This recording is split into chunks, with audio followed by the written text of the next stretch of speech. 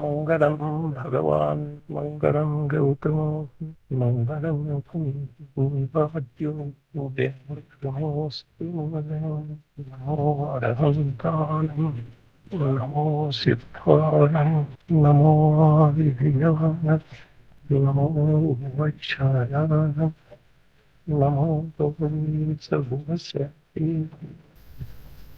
ಕರ್ನಾಟಕ ಜನರ ಮಹಾನ್ ಭಾಗ್ಯದಿಂದ ಕುಂದಾಚಾರ್ಯರ ಜನ್ಮ ಕರ್ನಾಟಕದೊಳಗೆ ಆದದ್ದಿದೆ. ಅದೇ ಒಂದು ಪರಂಪರೆಯನ್ನ ಇವತ್ತ ಕನ್ನಡ ಜನರಲ್ಲಿ ನೋಡ್ಲಿಕ್ಕೆ ಸಿಗ್ತಾ ಇದೆ. ಇಲ್ಲಿಯ ಸರಳತನ, ಪವಿತ್ರ ಜೀವನ, ಕುಂದಾಚಾರ್ಯ ದೇವರ ಸಾಹಿತ್ಯದ ಪ್ರಸಾರವಂತೂ ಉತ್ತರ ಭಾರತದೊಳಗೆ ಸಾಕಷ್ಟಾಗಿದೆ. ಆದರೆ ಕರ್ನಾಟಕದವರಲ್ಲಿ ನೇಮದಿಂದ ಸ್ವಾಭಾವಿಕತನ ಇದೆ. ಇದನ್ನ ಮಾತ್ರ ನಾವು ಒತ್ತಿ ಯಾವೊಂದು ಸ್ವಾಭಾವಿಕತನ ಇದೆ. ಇಲ್ಲಿ ಎಂಥ ಜನರು ಬಂದಿದರು, ಯಾವ ಪ್ರಕಾರ ಕಷ್ಟ ನಷ್ಟಗಳನ್ನ ಸಹಿಸಿ ಬಂದಿದರು. ಇದು ಕೇವಲ ತೋರಿಕೆಯ ಸಲುವಾಗಿ ಬಂದಿಲ್ಲ, ಆಂತರಿಕ ಆಕರ್ಷಣದಿಂದ ಬಂದದ್ದಿದೆ. ಇದರಿಂದ ನಮಗೆ ಇಷ್ಟು ಧನ್ಯತಾ ಅನ್ನಿಸ್ತಿದೆ. ಈ ಕುಂದರ ತುಳಿದಂಥ ನೆಲ, ಸೇವನೆ ಮಾಡಿದಂಥ ವಾಯು ಮತ್ತ ಪಾನ ಮಾಡಿದಂಥ ಜಲ ಎಷ್ಟು ಪವಿತ್ರ ಇರಬಹುದು. ಅದೇ ಪಾವಿತ್ರ್ಯವನ್ನ ಇಂದು ಕೂಡ ಕನ್ನಡ ಜನರ ಉಳಿಸಿಕೊಂಡು ಬಂದಿದ್ದ. ಇದ ಇಡೀ ಒಂದು ಜೈನ ದರ್ಶನಕ್ಕನ ಹೆಮ್ಮೆ ತರುವಂಥ ವಿಷಯ. ಆದ್ರೂ ಕೂಡ ಇತ್ತೀಚೆಗೆ ನಮ್ಮಲ್ಲಿ ವಾಸ್ತವಿಕ ಕುಂದಾಚಾರ್ಯ ಭಗವಂತರ ತಮ್ಮ ಅಂತರಂಗದೊಳಗ ಯಾವ ಧರ್ಮವನ್ನ ಸ್ವೀಕಾರ ಮಾಡಿ, ಯಾವ ಧರ್ಮದಿಂದ ಕಲಿಕಾಲ ಸರ್ವಜ್ಞರ ಅನ್ಸ್ಕೊಂಡ್ರು, ಆ ಮಾತನ್ನ ನಾವು ತಿಳ್ಕೊಳ್ಳದೆ ಹೋಗ್ತಾ ಇರುವುದ ಈಗಲೂ ಕೂಡ ದುಃಖದ ಸಂಗತಿ ಅಂತ ಹೇಳಿ ಕೂಡ ಹೇಳಲಿಕ್ಕೆ ಇಚ್ಛೆ ಪಡಬೇಕು. ಧರ್ಮ ಏನು ಬಾಹ್ಯದಿಂದ ಮಾಡ್ತಾ ಇದ್ದೇವೆ, ಆಚರಿಸ್ತಾ ಇದ್ದೇವೆ. ಆದರೆ ಧರ್ಮ ಎಲ್ಲಿದೆ ಅನ್ನೋದನ್ನ ಆಚಾರ್ಯ ಭಗವಂತರ ಅವ್ರ ಇಡೀ ಸಾಹಿತ್ಯ ಎಲ್ಲ ಹೇಳ್ತಾ ಇದೆ. ಆದ್ರೂ ನಾವು ಆ ಕಡೆ ಗಮನ ಕೊಡದೇ ಇರುವುದ ಕಷ್ಟದ ಮಾತಿದೆ. ಇಲ್ಲಿ ಈ ಬೆಟ್ಟ ಸರಿ ಇಷ್ಟು ವಿಪರೀತ ಕಾಡು ಇತ್ತಿಲ್ಲಿ ಕೇವಲ ಹಿಂಸರ ಪಶುಗಳನ್ನ ವಾಸ ಮಾಡ್ತಾ ಇದ್ರು. ಈ ಬೆಟ್ಟದ ಮೇಲೆ ಕೆಲವೊಂದು ಗುಹೆಗಳನ್ನು ಕೂಡ ಇದ್ದು 2000 ವರ್ಷದ ಮುಂಚೆ ಆಚಾರ್ಯ ಭಗವಂತರ ಜನ್ಮ ಆಗೋಕ್ಕಿಂತ ಮುಂಚೆ ಎಂದಾದ್ರೂ ಇಲ್ಲಿ ಭಾವಲಿಂಗಿ ಸಂತರು ಬರ್ತಾ ಇದ್ರು. ಆ ಹಿಂಸರ ಪಶುಗಳ ಮಧ್ಯದೊಳಗೆ ಕೂಡ್ತಾ ಇದ್ರು. ತಮ್ಮ ಆತ್ಮನ ಅಪೂರ್ವ ಆನಂದದ ಅನುಭವವನ್ನ ಅನುಭವಿಸ್ತಾ ಇದ್ರು. ಆ ಸನ್ನಿವೇಶದೊಳಗ ಈ ಬೆಟ್ಟದ ಮಗ್ಗಲಕನ ಇರುವಂತ ಕೊಂಡ ಕುಂದೆ ಅಂದ್ರೆ ಬೆಟ್ಟದ ತಪ್ಪಲ ಪ್ರದೇಶದಲ್ಲಿರುವಂತ ನಗರದೊಳಗ ಅವರ ಜನ್ಮ ಆಯಿತು. ಈ ಬೆಟ್ಟದ ಮೇಲೆ 1-2 ಸಲ ಬಂದಿರಬಹುದು 10 ವರ್ಷದ ಬಾಲಕ. ಆ 10 ವರ್ಷದ ಬಾಲಕ ತನ್ನ ಜೀವನದೊಳಗ ಇಲ್ಲಿ ಕೇವಲ 10 ವರ್ಷ ಅವನ ಜೀವನ ಆಗದ್ದಿದೆ. ಈ ಭಾಗದೊಳಗ, ಈ ನಗರದೊಳಗ ಕೊಂಡ ಕುಂದೆ ಅಂತ ಹೇಳಿ ಗ್ರಾಮದೊಳಗ ಮೊದಲು ಬಹಳ ದೊಡ್ಡ ವಿಶಾಲವಾದಂಥ ಪಟ್ಟಣ ಇರ್ತದ. ಆ ಪಟ್ಟಣದೊಳಗ ಅವ್ರ ಜನ್ಮ ಆದ್ರೂ ಕೂಡ ಕೇವಲ 10 ವರ್ಷದ ಜೀವನದೊಳಗ ಇಲ್ಲಿ ಅವ್ರು ಏನು ಸಾಧಿಸಿದರು ಅನ್ನೋದಕ್ಕನ ಈಗ ಈ ಒಂದು ಬೇವಿನ ಮರನ ದೃಷ್ಟಾಂತ ಇದೆ. ಈ ಬೇವಿನ ಮರ ಏನ್ ಹೇಳ್ತಿದೆ, ಕನ್ನಡದೊಳಗ ಜಾನಪದ ಪದ ಇದೆ. ಬೇಸಿಗೆ ದಿವಸಕ್ಕ ಬೇವಿನ ಮರತಂಪ, ಬೇಸಿಗೆ ದಿವಸಕ್ಕೆ ಬೇವಿನ ಮರತಂಪ. ಇಲ್ಲಿ ರಸಸಿದ್ಧ ಅಥವಾ ಕುಂದಾಚಾರ್ಯರ ತಪೋಮುದ್ರೆಯೊಳಗಿನ ಒಂದು ಹಾಸಗಲ್ಲಿನ ಮೇಲೆ ಚಿತ್ರ ಇದೆ. ಅಲ್ಲಿ ಬೇವಿನ ಮರ ಜನ್ಮ ತಾಳಿ ಅವರಿಂದ ಯಾವೊಂದು ತಂಪನ್ನ, ಶಾಂತಿಯನ್ನ, ಶೀತಲತೆಯನ್ನ ಪ್ರಾಪ್ತ ಮಾಡ್ಕೊಂಡಿದೆಯೋ ಈ ಬೇವಿನ ಮರ. ಅಂದ್ರೆ ಬೇಸಿಗೆ ದಿವಸಕ್ಕಂದ್ರೆ ನಮ್ದು ದೃಷ್ಟಿ ಹೊರಗೆ ಹೋಗ್ತಿದೆ. ಆದ್ರೆ ಅಂತರಂಗದೊಳಗೆ ಯಾವಾಗ ರಾಗದ್ವೇಷದ ಬೇಗ ಉತ್ಪನ್ನ ಆಗ್ತಿದೆ. ಆ ವೇಳೆಯದೊಳಗ ಇಲ್ಲಿ ವೀತರಾಗ ಜನಬಿಂಬದ ಪರಂಪರೆಯ ಒಳಗ ಗಮನ ಮಾಡ್ತಿರುವಂತಹ ಆಚಾರ್ಯ ಭಗವಂತನ ಅವರ ಆಶ್ರಯದೊಳಗೆ ಬಂದಂತಹ ಬೇವಿನ ಮರ ಇನ್ನೂ ಒಣಗದೆ ಹಸಿರಾಗಿ ದಿನನಿತ್ಯ ಚಿಗುರುತನ ಇದೆ. ನಮಗೆಲ್ಲ ತನ್ನ ಅನುಭವವನ್ನ ಬೋಧಿಸ್ತಾ ಇದೆ. ಆದರೆ ನಾವು ಆ ಕಡೆ ಗಮನ ಕೊಡುವುದಿಲ್ಲ. ಏಕೆಂದ್ರೆ ಈ ಜೀವ ವೀತರಾಗ ಭಗವಂತರ ಸಾನ್ನಿಧ್ಯದೊಳಗೆ ಬಂದು, ವೀತರಾಗ ತಪೋಧನರ ಸಾನ್ನಿಧ್ಯದೊಳಗೆ ಬಂದು ಯಾವೊಂದು ಶಾಂತಿಯನ್ನ ಧಾರಣ ಮಾಡಿದೆ, ಅದರ ಆಶ್ರಯಕ್ಕೆ ಬಂದವ್ರಿಗೆಲ್ಲ ಶಾಂತಿ ಸಿಗ್ತಿದೆ ಅಂತ ಹೇಳ್ತಾ ಇರುವಾಗ, ಆ ಬೇವಿನ ಮರ ಯಾವುದರ ಆಶ್ರಯ ಮಾಡಿದೆ ಇದ್ರ ಕಡೆ ನಮ್ಮ ಗಮನ ಇಲ್ಲ.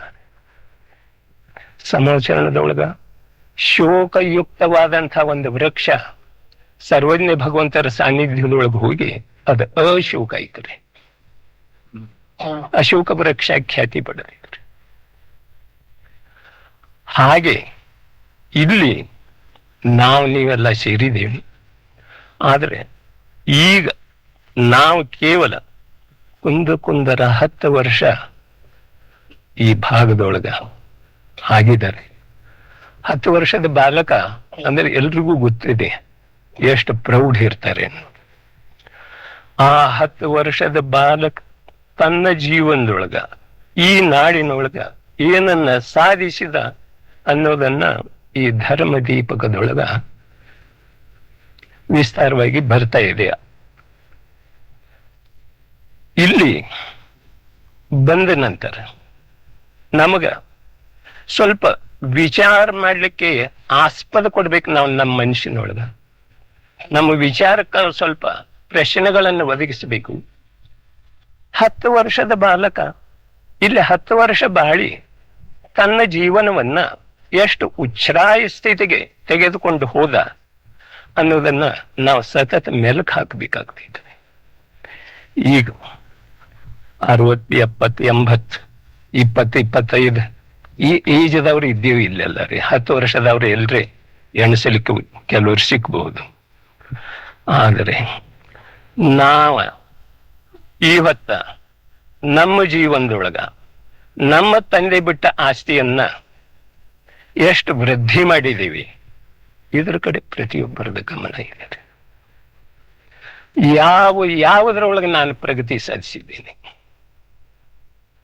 ಅವರಿಗೆ ಜ್ಞಾನ ಇರಲಿಲ್ಲ, ಅಕ್ಷರ ಜ್ಞಾನ ಇರಲಿಲ್ಲ ಮೊದಲನೇ ನಮ್ಮ ಪೂರ್ವಜರಿಗೆ. ಆದ್ರೂ ಅವರಲ್ಲಿ ಇರುವಂತಹ ಸರಳತನೆ, ಸ್ವಾಭಾವಿಕತನ, ವಾಸ್ತವಿಕವಾದಂತಹ ಶಾಂತಿ, ಸಂತೋಷ, ನೆಮ್ಮದಿ ಸಿಗ್ತಾ ಇತ್ತು. ಆ ಮಾತ ಈ ಹೊತ್ತ ನಮ್ಮ ಜೀವನದೊಳಗೆ ಇವೆಯೋ ಅಥವಾ ಇಲ್ಲವೋ. ಒಂದು ಫ್ಯಾಕ್ಟ್ರಿ ಇದ್ರೆ ಮತ್ 4 ಫ್ಯಾಕ್ಟ್ರಿ ಹಾಕಿ ನಾವು ಪ್ರಗತಿ ಸಾಧಿಸಿದ್ವಿ ಅಂತ. ವೀತರಾಗ ಭಗವಂತರ ಸಾನ್ನಿಧ್ಯದೊಳಗೆ ಬಂದ ಇಲ್ಲಿ ಭಾವಲಿಂಗಿ ತಪೋಭೃತರ ಆಶ್ರಯದೊಳಗೆ ಬಂದ ನಮ್ದು ದೃಷ್ಟಿ ಕೇವಲ ಬಾಹ್ಯದೊಳಗನ ವಿಹರಿಸುದ ನಮ್ಗ ಎಷ್ಟು ದುಃಖದ ವಿಷಯ ಇದೆ. ನಾವು ಯಾವ ವಿಷಯದೊಳಗೆ ಪ್ರಗತಿ ಸಾಧಿಸಿ ಮದುವೆ ಮಾಡ್ಕೊಂಡಿವು, 4 ಜನರಿಗೆ ಮಕ್ಕಳಿಗೆ ಜನ್ಮ ಕೊಟ್ಟಿವು, ಅವ್ರದ್ದು ಮದುವೆ ಮಾಡಿದೆವು, 4 ಮನೆ ಕಟ್ಟಿಸಿದ್ವು. ಇದು ಪ್ರಗತಿ ಇದೆ ಅನ್ರಿ. ನಮ್ಮ ಜೀವನದೊಳಗೆ ಪ್ರಗತಿ ಯಾವ್ದು ಕಂದ್ವಿ? ಇಲ್ಲಿ 10 ವರ್ಷದ ಬಾಲಕ ಇದೇ ನಾಡಿನೊಳಗ, ಇದೇ ನೆಲ, ಇದೇ ಜಲದಲ್ಲಿ ಮಿಂದೆದ್ದ ಯಾವ ಪ್ರಗತಿ ಸಾಧಿಸಿದ? 10 ವರ್ಷದೊಳಗೆ ಏನು ಪ್ರಗತಿ ಸಾಧಿಸಿದ? ನಾವು ಈಗ 50, 60, 70 ವರ್ಷದೊಳಗೆ ಏನ್ ಪ್ರಗತಿ ಸಾಧಿಸ್ತಾ ಇದ್ದೇವೆ ಇದು ನಮ್ಗ ಅರಿವು ಮೂಡಿ ಬರುವಂತ ವಿಷಯ. ಅದರ ಸಲುವಾಗಿ ನಾವು ಕುಂದಾದ್ರಿ ಒಳಗೆ 3 ಶಿಬಿರ ಮಾಡಿ ಆಗಿದ್ದೀವಿ, ಪನ್ನೂರದೊಳಗೂ ಶಿಬಿರ ಮಾಡಿ ಆಗಿದ್ದಾರೆ. ಆದರೆ ಈ ಕೊಂಡ ಕುಂದೆ ಪುರ ಇಲ್ಲದೆ ಹೋಗಿದ್ರೆ ಪನ್ನೂರು ಎಲ್ಲಿಂದ ಬರ್ತಿತ್ತು, ಕುಂದಾದ್ರಿ ಎಲ್ಲಿಂದ ಬರ್ತಿತ್ತು, ಸಮಯ ಸಾರ್ ಎಲ್ಲಿಂದ ಬರ್ತಿತ್ತು, ಪ್ರವಚನ ಸಾರ್, ನೇಮ್ ಸಾರ್ ಎಲ್ಲಿಂದ ಬರ್ತಿತ್ತು, ಪಂಚ ಪರಮಾಗಮ ಎಲ್ಲಿಂದ ಬರ್ತಾ ಇದ್ದು? ಇದನ್ನ ನಾವೇನಾದ್ರೂ ಯೋಚನೆ ಮಾಡಿದ್ವಿ? ಇಂದು ಕಲಿಕಾಲ ಸರ್ವಜ್ಞ ಜೈನ ದರ್ಶನದ ಉಳಿವಿಗೆ ಮೂಲ ಕಾರಣಭೂತರಾದಂಥ ನಮ್ಮ ಆಚಾರ್ಯ ಭಗವತ್ ಇಲ್ಲಿ 10 ವರ್ಷ ಕಳೆದರೆ, ಈ 10 ವರ್ಷನೇ ನಾವು ಗೌನ ಮಾಡಿದ್ರೆ ಕನ್ನಡಿಗರ ಇದುವರೆಗೆ 4-6 ಶಿಬಿರ ಮಾಡ್ರೂ ಕೂಡ ಅದ ಈ ಮೂಲ ಇಲ್ಲದನ್ನ ಅದಕ್ಕ ಯಾವುದು ಬೆಲೆ ಬರ್ತಾ ಇರಲಿಲ್ಲ. ಜನ್ಮ ಇಲ್ಲದನ್ನ ನಾವು ಯಾರಿಗೆ ಹೆಸರಿಡೋದು, ಯಾರದ ಮದುವೆ ಮಾಡೋದು, ಯಾರಿಗೆ ಮನೆ ಮಾರ ಕಟ್ಟಿಸಿಕೊಡೋದು.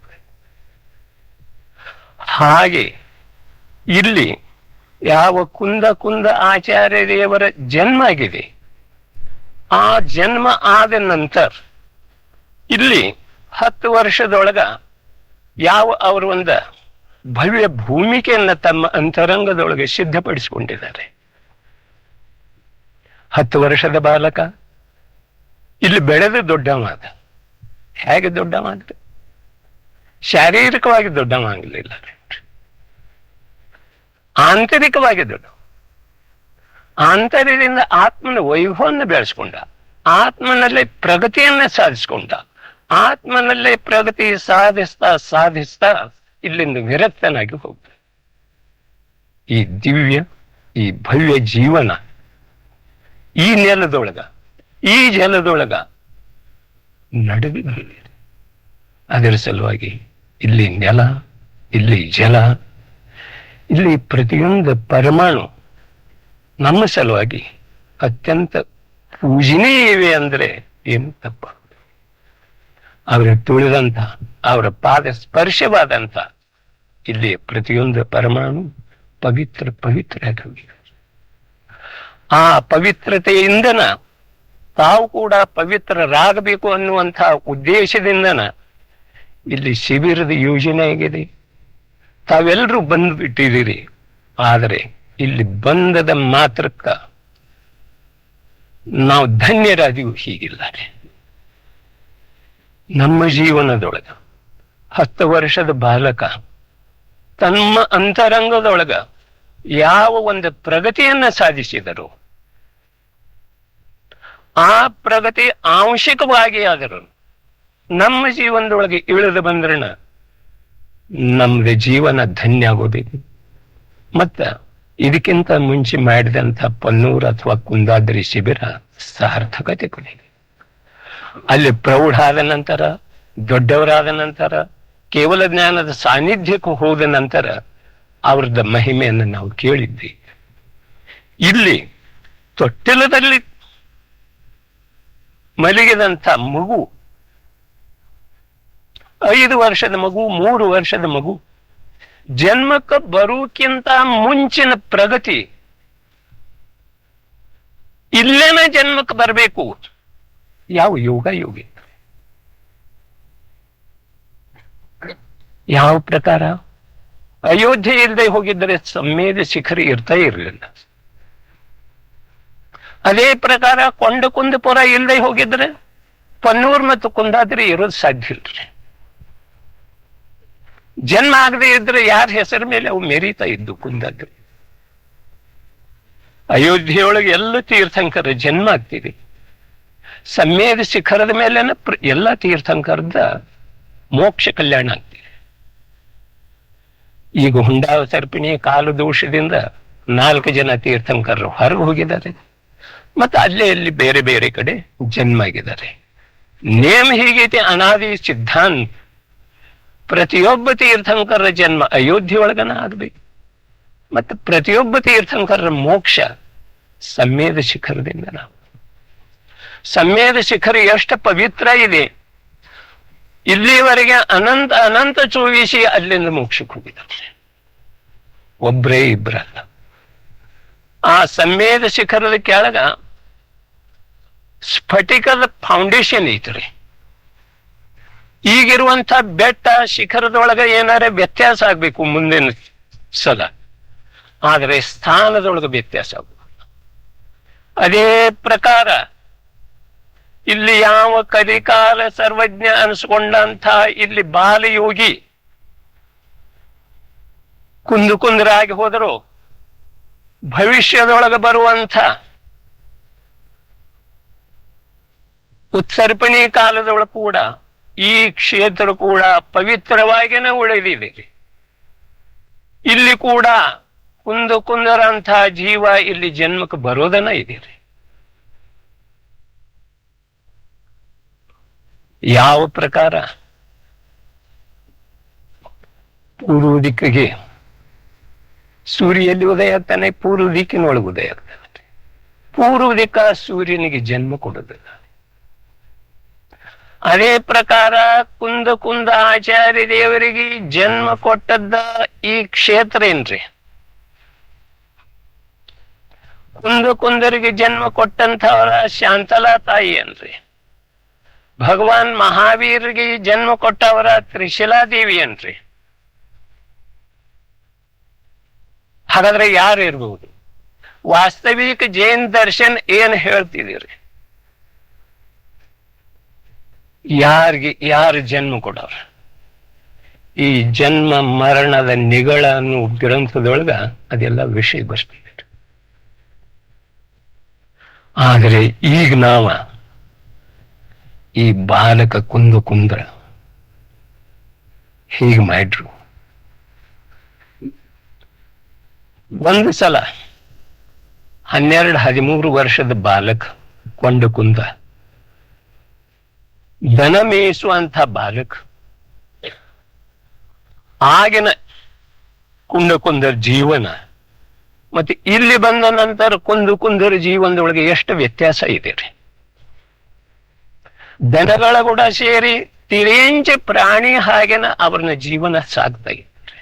ಕುಂದ ತಿರೇಂಚ ಪ್ರಾಣಿ ನಾಗರಿಕತೆದ ಅಂಶ ಕೂಡ ಸ್ಪರ್ಶಿರ್ಲಿಲ್ಲ. ಅಂಥ ಕುಂದರ ಒಬ್ಬ ಭಾವಲಿಂಗಿ ಸಂತರ ಪ್ರವಚನವನ್ನ ಒಂದು ಮರದ ಮರೆಯೊಳಗೆ ನಿಂತು ಆಲಿಸಿದರು. ಎದುರು ಹೋಗಿ ಕೂತ್ಕೊಂಡ ಆ ಪ್ರವಚನ ಕೇಳಬೇಕು ಅನ್ನುವಂಥ ಧೈರ್ಯ ಇಲ್ಲ ರೀ. ಲೌಕಿಕವಾಗಿ, ಆಂತರಿಕವಾಗಿ ಏನಿತ್ತು ಅದ ನಂತರ. ಆದ್ರೆ ಇಂಥ ಬಾಲಕ್ ಅಲ್ಲಿ ಕೇಳಿದ ಒಂದು ಪ್ರವಚನ ಕೇಳಿದ ಬಾಲಕ್ ಇವತ್ತು ಏನಿದ್ದ? ಇವತ್ತು ತಮಗ ಎಲ್ಲ ಏನಿದ್ದಾರೆ? ಕದಿಕಾಲ ಸರ್ವಜ್ಞ ಇದಾರ್ರಿ, ಪ್ರಾತಸ್ಮರಣೀಯ ಅದಾರ್ರಿ, ತ್ರಿಲೋಕ ಪೂಜೆ ಆಗಿದಾರ್ರಿ. ಇಂದ್ರಿ ಒಬ್ಬ ಕುಂದರ ಜನ್ಮ ಆಗದೆ ಹೋಗಿದ್ರೆ ಇಂದು ಜೈನ್ ದರ್ಶನ, ವಾಸ್ತವಿಕ ಜೈನ್ ದರ್ಶನ ಉಳಿತನ ಇರಲಿಲ್ಲ ಅಂತ ಹೇಳಿ 10ನೇ ಶತಮಾನದೊಳಗೆ ದೇವಸೇನ ಆಚಾರ್ಯ. ಇಂಥ ಕುಂದರ ಆ ಜನ್ಮಸ್ಥಾನದೊಳಗೆ ನಾವು ಬಂದಿದ್ದೇವೆ. ಅವರ ಬಾಲ್ಯ ಜೀವನವನ್ನ ನಾವಿನ್ನು ನೋಡೋದಿದೆ. ಇಂಥ ಸನ್ನಿವೇಶದೊಳಗ ಅವ್ರು ಯಾವ ಜನ್ಮಸ್ಥಾನ ಆಗಿದೆ ಇಲ್ಲಿ ಒಂದೇ ಸಲ ಬಂದಿದ್ರು. ಅವರು ಈ ಬೆಟ್ಟದ ಮೇಲೆ ಈ ಗ್ರಂಥದೊಳಗೆ ಒಂದೇ ಸಲ ಬಂದದ್ದ ಸನ್ನಿವೇಶ ಬರ್ತಾ ಇದೆ. ತಾಯಿ ತಂದೆ ಮತ್ತೆ 2 ಜನ ಸಾಧರ್ಮಿಗಳ ಹೀಗೆ ಸೇರ್ಕೊಂಡ ಇಲ್ಲಿ ಒಂದು 5 ಜನ ಬಂದಿದ್ದೆ. ಇಲ್ಲಿ ಬಂದು ಏನ್ ಮಾಡಿದ್ರು? ಆ ಬಾಲಕ ಏನ್ ಮಾಡಿದ? ಆ ಬಾಲಕನ ತಾಯಿ ತಂದೆ ಏನ್ ಮಾಡಿದ್ರು? ಇಲ್ಲೊಬ್ಬ ಭಾವಲಿಂಗಿ ಸಂತ ಇದ್ದರು. ಭಾವಲಿಂಗಿ ಸಂತರ ಸುತ್ತುವರೆದ ಹುಲ್ಲೆ ಹೆಂಡ ಕೂತಿರ್ತಾರೆ, ಜಿಂಕೆ ಹೆಂಡ. ಇವ್ರು ಬರೋದನ್ನ ನೋಡಿ ಅವೆಲ್ಲ ಹೋಗಿಬಿಡ್ತವೆ. ಆದ್ರೆ ಆ ಭಾವಲಿಂಗಿ ಸಂತನನ್ನು ಬಳಸಿಕೊಂಡು ಕೂತಿದ್ದಾವೆ. ಕೆಲವ ಅವರ ತೊಡೆ ಮೇಲೆ ಮುಖನೂ ಇಟ್ಟಿದವು. ಈ ಸನ್ನಿವೇಶದೊಳಗ ಇಲ್ಲಿ ಕುಂದ ಬರ್ತಾರೆ 10 ವರ್ಷದ ಬಾಲಕ. ಆ 10 ವರ್ಷದ ಬಾಲಕ ಬಂದು ಏನ್ ಮಾಡ್ತಾನೆ ಇಲ್ಲಿ? ಇದು ಗ್ರಂಥದ ಮಾಧ್ಯಮದಿಂದ ತಮಗೆ ತಿಳಿದು. ಆ 10 ವರ್ಷದ ಬಾಲಕ ಇಲ್ಲಿ ಮತ್ತೆ ಅಲ್ಲಿ 12-13 ವರ್ಷದ ಬಾಲಕ, ಆ ಮಧ್ಯದೊಳಗೆ ಇರುವ ವ್ಯತ್ಯಾಸ ಏನ?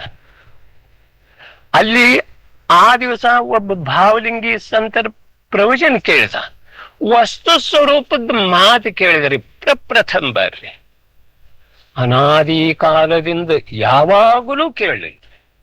ಅನಾದಿ ಕಾಲದಿಂದ. ನಾವು ಕೂಡ ಅನಾದಿ ಕಾಲದಿಂದ ಇಂದಿನ ತನಕ ಸತ್ಯ ಜೈನ್ ದರ್ಶನದ ಅರ್ಥಾತ್ ವಸ್ತು ಸ್ವರೂಪದ ನಿಜವಾದ ಪರಿಚಯ ನಾವು ಆಂತರಿಕ ಶ್ರದ್ಧೆಯಿಂದ ಕ್ಷೇಮೋಪಶಮ ಜ್ಞಾನದೊಳಗೆ ವಿಕಲ್ಪ ಪೂರ್ವ ಕೂಡ ಕೇಳಿಲ್ಲ ರೀ. ಕೇಳ್ತಿದ್ವಿ ವಿಕಲ್ಪ ಪೂರ್ವಕ ಅಂದ್ರೆ ಅದನ್ನ ನೇಮದಿಂದ ವಿಕಲ್ಪದೊಳಗೆ ಉಳಿದು ಹೋಗ್ತಿರ್ತಾರೆ. ನಮ್ಗೆ ಹೆಮ್ಮೆ ಇರಬಹುದು ನಾವು ಪ್ರತಿಯೊಂದು ಶಿಬಿರಕ್ಕೆ ಅಟೆಂಡ್ ಆಗ್ತೀವಿ. ಆದರೆ ಈ ಮಾತ ಇಲ್ಲಿ ಆಚಾರ್ಯ ಕುಂದರ ಏನು ಒಂದು ಧ್ವನಿದಿಂದ ಪ್ರಸ್ಫುಟಿತ ಆಗ್ತಾವ ಶಬ್ದ. ಆ ಶಬ್ದ 3 ಲೋಕದೊಳಗಿಂದ ಎಲ್ಲಿ ಸಿಗೋದು ಸಾಧ್ಯ. ನಮಗ ಅದರ ಮೇಲೆ ಶ್ರದ್ಧೆ ಇಲ್ಲ. ಇನ್ನು ನಾವು ಸಮಯ ಸಾರ ಓದ್ತೇವೆ, ಪ್ರವಚನ ಸಾರ ಓದ್ತೇವೆ, ಆದರೆ ಸಮಯ ಸಾರಕ್ಕೆ ಜನ್ಮ ಕೊಡುವಂತ ಆ ಪುದ್ಗಲ ಪಿಂಡದ ಜನ್ಮ ಎಲ್ಲಿ ಆಗೈತ್ರಿ? ಯಾವ ಸಮಯ ಸಾರ ಒಂದಿತ್ತು ಸವ್ವಸಿದ್ದೆ ಗಾಥೆ ಉತ್ಸ್ಫೂರ್ತ ರೂಪದಿಂದ ನಾಭಿ ಮೂಲದಿಂದ ಮೂಡಿ ಬಂತು. ಆಚಾರ್ಯ ಭಗವಂತರು ತಮ್ಮಲ್ಲೇ ತಾವು ನಿಮಗ್ನಿತರು. ಅಪರಿಮಿತ ಆನಂದದ ಅನುಭವ ಮಾಡ್ತಿದ್ದರ್ರಿ ಅವ್ರನ್ನೇ. ಆ ವೇಳೆದಾಗ ಒಂದಿತ್ತು ಸವ್ವಸಿದ್ದೆ ಬರ್ತದೆ. ನಾವು ನಂಬೋ ಸಾಧ್ಯ ಇಲ್ರಿ. ಮಿಥ್ಯಾತ್ವ ಅವಸ್ಥೆಯದೊಳಗ ಯಾರೂ ಈ ಮಾತನ್ನ ನಂಬೋದನ್ನ ಸಾಧ್ಯ ಇಲ್ಲ. ಅಂತರಂಗದೊಳಗೆ ಶ್ರದ್ಧಾದ ಮಾತಿರ್ಲಿ, ವಿಕಲ್ಪ ಪೂರ್ವ ಕೇಳಲಿಕ್ಕೆ ಕೂಡ ಇಷ್ಟಪಡುವುದಿಲ್ರಿ. ನಾವು ಇಷ್ಟು ದುಷ್ಟ ಆಗಿ ಹೋಗಿದ್ವಿ. ನೇಮಸಾರದೊಳಗೆ ಬರ್ತೀವಿ, ಮುನಿರಾಜರ ಆಹಾರ ಹೇಗೆ ತಗೋತಾರ? ನಿಷ್ಕರ್ಮ ವೃತ್ತಿ. ಈ ನಿಷ್ಕರ್ಮ ವೃತ್ತಿದ ಅರ್ಥ ನಾವು ಎಷ್ಟು ಮಾಡ್ಕೊಂಡಿವ್ರಿ? ಮುನಿರಾಜರ ಆಹಾರ ತಗೊಳ್ಳೋದು ನಿಷ್ಕರ್ಮ ವೃತ್ತಿ. ಆಹಾರದ ವಿಕಲ್ಪ ಬರ್ತಿದೆ ಅಂತ ಹೇಳಿ ಹೇಳೋದು ಇದು ವ್ಯವಹಾರದ ವಿಕಲ್ಪ. ಆಹಾರದ ವಿಕಲ್ಪ ಬಂದ ನಂತರ ಜಂಗಲ್ ಬಿಟ್ಟು ಹೋಗ್ತಾರು ಅಂತ ಹೇಳಿ ಹೇಳೋದ ಇದು ವ್ಯವಹಾರದ ವಿಕಲ್ಪ ರೀ, ವ್ಯವಹಾರ ಅಲ್ಲ. ಮುನಿರಾಜರ ಆಹಾರ ಯಾಕೆ ತಗೋತಾರು? ನಿಷ್ಕರ್ಮ ವೃತ್ತಿ. ನಿಷ್ಕರ್ಮ ಕರ್ಮ ಯಾವ್ದಕ್ಕಂತಾರು? ಜೀವದ ಪರಿಣಾಮದಿಂದ ಏನ ಆಗಿರ್ತೈತಿ ಭಾವಕರ್ಮ ಮತ್ತು ದ್ರವ್ಯ ಕರ್ಮ, ಅದ ಆಶ್ರವಿತ ಆಗಿ ಆತ್ಮನ ಪ್ರದೇಶದೊಳಗೆ ನಿಂತಿರ್ತೈತಿ, ಅದು ಕರ್ಮ. ಅದು ಉದಯಕ್ಕೆ ಬಂದ ನಂತರ ಅದರಿಂದ ಸಂಭವಿಸುವಂತಹ ಕಾರ್ಯ ಏನಿದವು ಅವು ನಿಜವಾದ ಕಾರ್ಯ. ಆದರೆ ನಿಷ್ಕರ್ಮ ವೃತ್ತಿ ನೇಮಸಾರದೊಳಗೆ ಬರ್ತಿದ್ರಿ. ನಿಷ್ಕರ್ಮ ವೃತ್ತಿದ ಅರ್ಥ ಏನ್ ಮಾಡ್ತಾರೆ? ಒಂದ್ ಸ್ವಲ್ಪ ಕಣ್ಣು ಬಿಟ್ಟು ನೋಡ್ಬೇಕ್ರಿ. ನಿಷ್ಕರ್ಮ ವೃತ್ತಿ ಅರ್ಥಾತ್ ವೀತರಾಗತ ವೀತರಾಗತ ವೀತರಾಗತ. ಆಹಾರ ಸ್ವೀಕಾರ ಮಾಡುವ ವೇಳೆದೊಳಗೆ ವೀತರಾಗಿರ್ತಾರೆ. ಗ್ರಂಥ ಬರೆಯುವ ವೇಳೆದಾಗ ಏನಿರ್ತಾರೋ ಅದು ಕಲ್ಪನೆ ಮಾಡುವುದಿಲ್ಲ. ಯಾವಾಗ ಪ್ರತ್ಯಕ್ಷ ಇದು ಕೇರ್ದಾಳ್ ಶಿಬಿರದೊಳಗೆ ಬಂದಿದ್ದಿ ನಿಷ್ಕರ್ಮ ವೃತ್ತಿ ಭಕ್ತಾಮರ ಪ್ರವಚನದೊಳಗೆ.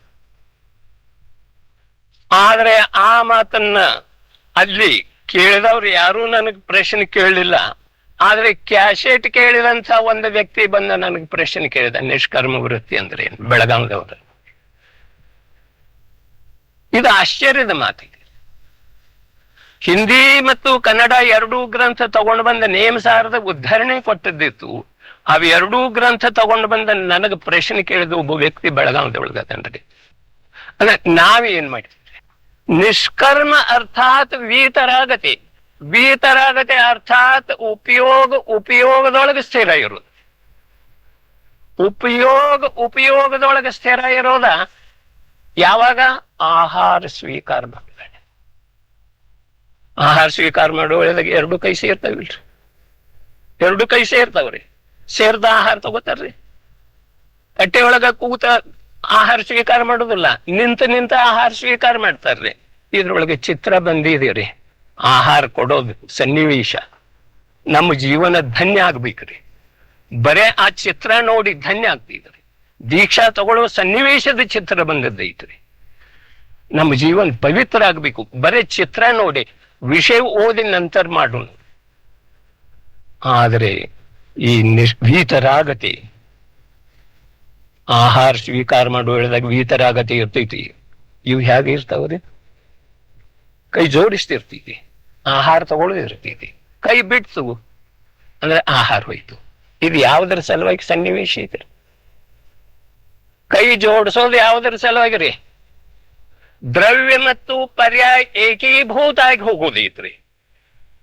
ದ್ರವ್ಯ ಪರ್ಯಾಯ ಏಕೀಭೂತ ಆಗಿ ಹೋದ ನಂತರ ಈ ಜಡ ಶರೀರಕ್ಕ ಜಡ ಅನ್ನದ ಪ್ರಾಶನ ಆಗ್ತಿದೆ, ಮತ್ತ ಆತ್ಮನಿಗೆ ಆತ್ಮನ ಅನ್ನ.